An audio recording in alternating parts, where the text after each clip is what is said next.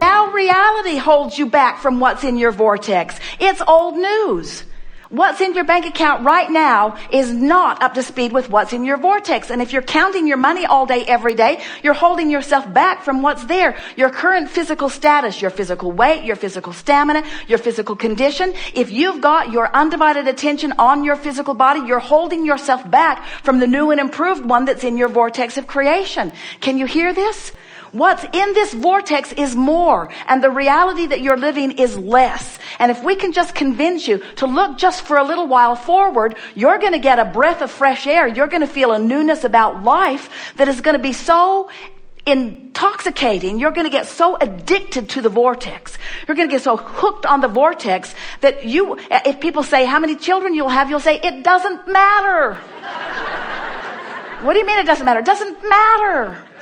Do you get along well with your children? It doesn't matter. What's in the vortex is what matters. How much money do you have? It doesn't matter. In other words, we know we're really asking you to take a departure from reality. But friends, you said it. You work someplace where 6:30 a.m., 98.5 FM. In other words, the frequencies have to match up. And the frequency of your manifested reality is not the same frequency of what's in your vortex. And we're just asking you to choose just for a little while. We're asking you to choose the imaginary world. We're asking you to choose the dream world. We're asking you to focus upon that instead of that and just feel it for yourself just for a little while. Lie in bed and think about a relationship with anyone. You could pick anyone. Esther will pick her grandchildren. So her grandchildren, especially when they were really little, were really, really easy to just focus on and go right into the vortex. The older they get, the harder that is to do. They don't want to color anymore. Their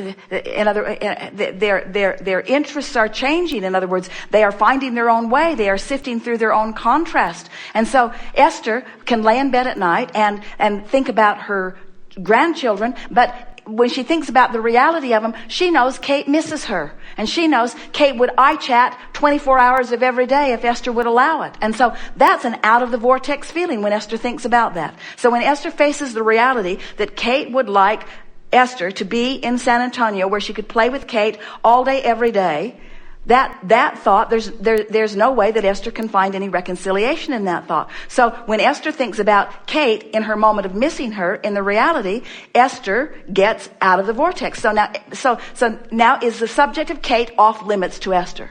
Does that mean Esther cannot think about Kate? Well, Esther could poke around in reality and she could find other things that are easier to feel good about, but there's this vortex of creation over here. Esther and Kate have created this magnificent relationship. Esther has a relationship with Kate when Kate right now is 7. Esther has a vortex relationship with her when she's 9 and 10, when she's a teenager, when she's a young woman. Esther has a vortex relationship with her when she gets married, when she has children. Esther has a vortex relationship with Kate that she can focus upon, which will bring Esther bliss in any moment that Esther uses her ability to focus on what's in the vortex. That's what we're saying to you. And if you understand that it's this, the whole message that we're offering here, and the reason that we've spent so much time on it, and the reason that it's so important that we explain it in a way that we leave it in the aligned place, not in the misaligned place, is because you just can't get around something that most humans don't understand at all, and that is you are more non-physical vibration than you are physical. And the thing that is the most difficult thing to explain to you all as you are rooted here in your reality, as you look at the bigness of all the stuff around you, you think that's the main event, and it isn't. The main event is over here in the vortex. And because you think that the physical stuff is the main event, you think that this reality that's manifested is the main event, you give it an inordinate amount of your attention, and you spend too much time trying to fix it when you could just leave it. You don't have to fix it. You've already fixed it. So petting the cat is better than kicking the cat, and petting the cat is better. Petting the cat is better than worrying about work. And petting the cat is better than being mad at your lover. Petting the cat is a bridge. But we're wanting to take you all into a much bigger bridge. We're wanting you to feel the power of who you are. In other words, you could pet the cat in your reality. You can heal the cat in your vortex. In other words, you can appreciate the cat in your physical reality. You can create cats in your vibrational reality. In other words, the hugeness. So we're going to take a segment of lunch, but before we do, let us just ask you some questions. So do you feel that you've come further than you've been before?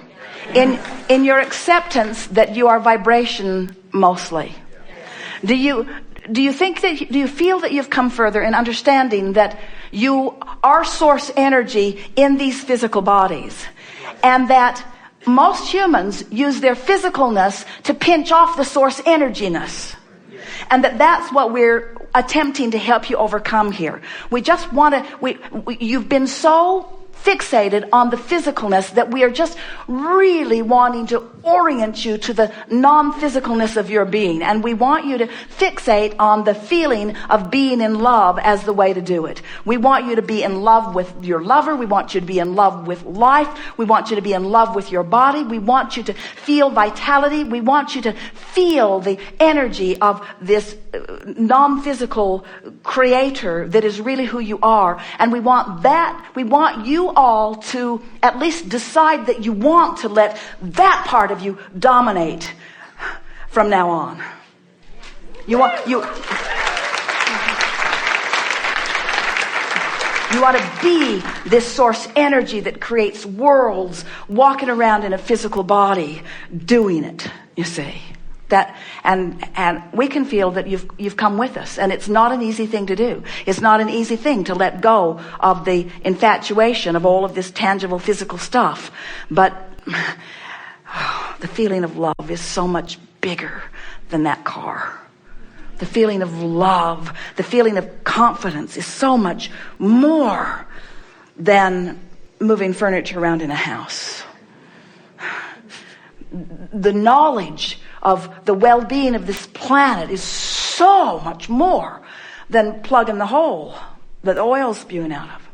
In other words, there's so much more for you to feel and know that you deserve to feel and know, you see. You ought to be walking around shining so bright that people are... Who are you? Who are you? Who are you? Say, I'm source. Before any of this makes sense, we have to help you to understand that you are vibration, and our knowing it does not necessarily mean that you know it. But we're going to offer a lot to convince you of that here today, because it is so important that you understand that while you see all of this wonderful manifestation around you, with your eyes and hear it with your ears and so on, while your physical senses help you to interpret all of that, you have emotions that are the most sophisticated and most important vibrational interpreters, because your emotions let you know your, in your physical body, vibrational relationship or proximity. In other words, you're allowing or disallowing, you're allowing or resisting of who you really are. You were source energy before you came into this body, and even though you're in this body, you are still source energy, mostly.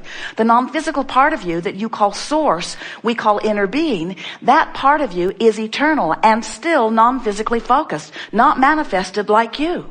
So this non-physical part of you is offering a vibration. And what we want you to know is that vibration is a pure, resistance-free vibration as far as you are concerned. There is contrast in everything, but from your physical point of view, you would not be able to discern the vibrational difference in the frequency of the inner being that is you, or in that which humans want to call God.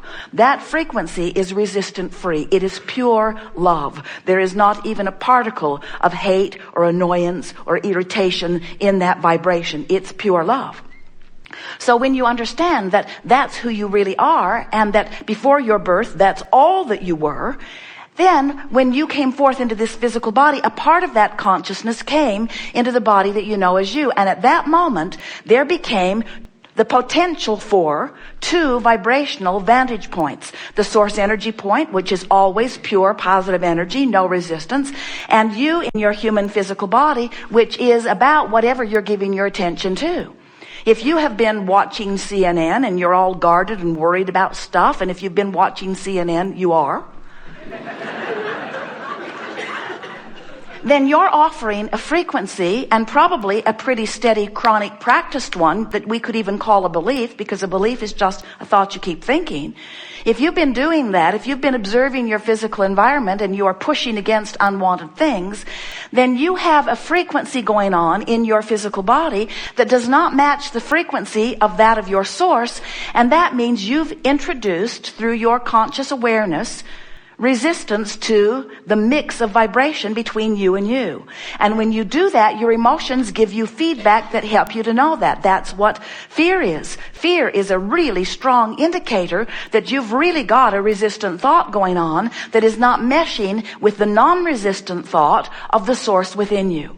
When you feel love, you're in alignment, no resistance. When you feel hate, way out of alignment. When you feel sure, you're in alignment. When you feel tentative or unsure, out of alignment. When you're confused, not in alignment. When you're clear-minded, in alignment. In other words, you can tell by the emotion that you are feeling how in sync or not you are in the moment of the emotion. What happens with a lot of our physical human friends is that you become accustomed to the feelings of misalignment, to the feelings of resistance. It just becomes normal to be overwhelmed, or normal to feel ornery, or normal to feel unworthy. And so, or even normal to feel fearful or worried about things. So as you allow yourself to practice those thoughts until they feel normal, what happens to you is you begin to ignore this magnificent guidance system that is there for you to help you to tune your frequencies into alignment with who you really are. But it's more important than just tuning up with that which is source. It's tuning up with all that you have become. That's the most important thing that we want to help you to understand here today. We want you to really leave here understanding that you were source energy before you came into this body, and that source energy part of you still exists. And when you bang around sifting through the contrast of your time-space reality, just like you knew you would, just like you planned to do, just like the source within you wants you to do, when you explore all of that variety, knowing what you don't want, which helps you to know what you do want, you are offering these improved requests, these askings for improved experience. When someone's rude to you, you want them to be nicer. When the oil is spewing into the ocean in the Gulf, you want it to return to its natural state of biological balance. In other words, when you know what you don't want, you know what you do want, whether you say it out loud or not.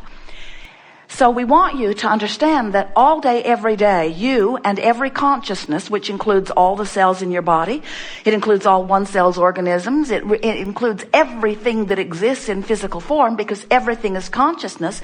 Every particle of consciousness is having a personal experience where, from its personal perspective, it is exploring and asking for improvement. That's what the evolution of all species is about. So when you know what you don't want, you know what you do want, whether you put words to it or not. And here's the part that we so want you to embrace and understand. When that rocket emanates from you, that asking, the source within you, that non-physical part of you, immediately becomes the vibrational equivalent of that new request. So you just keep asking and evolving, asking and evolving. Now this is the part that most humans don't remember, but it's the part that when you do remember, everything starts clicking quickly into place for you. Because you are constantly expanding this vibrational part of you, that means there is constant emotional feedback letting you know whether you in your physical human form are keeping up with the expansion or not. If you are sick in your physical body and you ask to be well, and you do, you ask it more when you are sick than at any other time, the non-physical part of you becomes more well than ever before, and particularly pointed to the specific asking for the specific recovery from the specific illness that you are specifically living. In other words, when you live something, you ask more specifically for the improvement, and the source within you becomes it.